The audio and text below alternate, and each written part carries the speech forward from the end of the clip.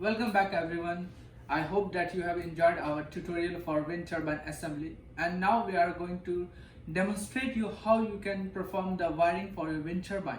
For that you need to visit our manual and you can check out the circuit diagram available at page number 9.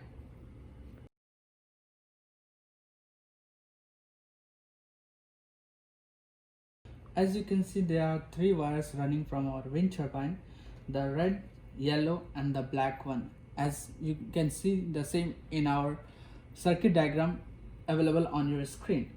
Here our mechanical brake, here also you have the label, that is the positive one, the brake one and the battery one. So you can also follow this label available on your mechanical stop switch and connect accordingly. So the positive terminal and the brake terminal connected to the turbine, whereas the negative terminal run directly to the power bank.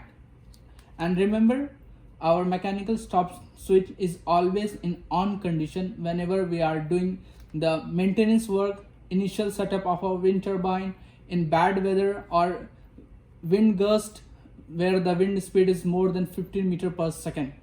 So now we will connect our positive and the negative terminal from our wind turbine and positive terminal from our mechanical stop switch to our battery bank.